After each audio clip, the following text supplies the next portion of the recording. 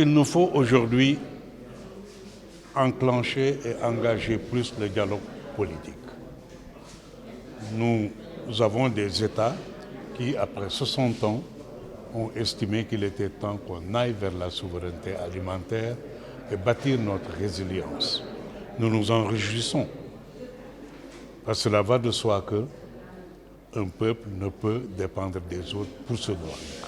Donc quand nos chefs d'État décident eux-mêmes d'aller vers la souveraineté alimentaire, ça met de l'eau à notre moulin. Donc le moment est bon, le moment est opportun d'engager un dialogue politique pour que nous puissions, avec nos chefs d'État, nous entendre sur comment le faire.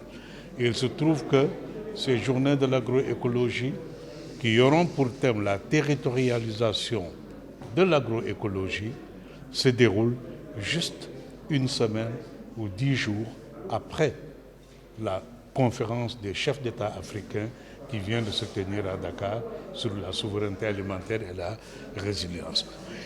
Il y a des résolutions, des décisions qui en sont sorties. Nous allons, durant nos journées de l'agroécologie, les étudier, les lire et engager le dialogue sur comment on y va et comment on met cela en œuvre. Ça va être une forme de continuité parce qu'il y a des pistes que nous avons résumées dans les contributions que nous avons soumises aux chefs de l'État. Durant leur sommet, il y a eu d'autres chefs d'État qui sont venus et qui ont fait la promotion de l'agroécologie. Mais prenons tout cela pendant les 3 jours de l'agroécologie, faisons en sorte que ça soit vulgarisé et faisons en sorte que les pistes qui sont dégagées par nos chefs d'État, que nous puissions dire voilà comment ça peut se rendre effectif, voilà comment ça va être réalisable.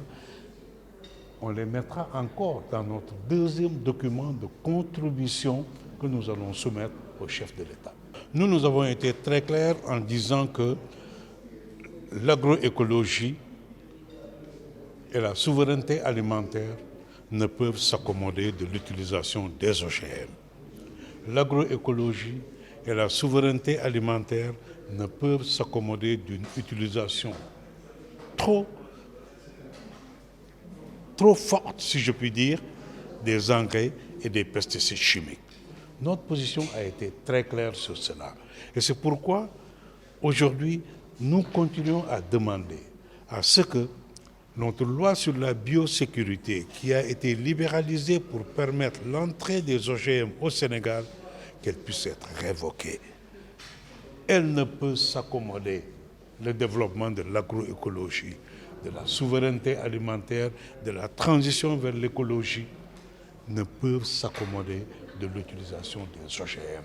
Ça va créer des semences dont vont dépendre les organisations paysannes, ça va créer une dépendance paysanne qui fera que chaque année, ils vont être obligés d'aller acheter des semences pendant qu'ils avaient l'habitude de conserver leurs propres semences paysannes pour pouvoir les réutiliser l'année d'après.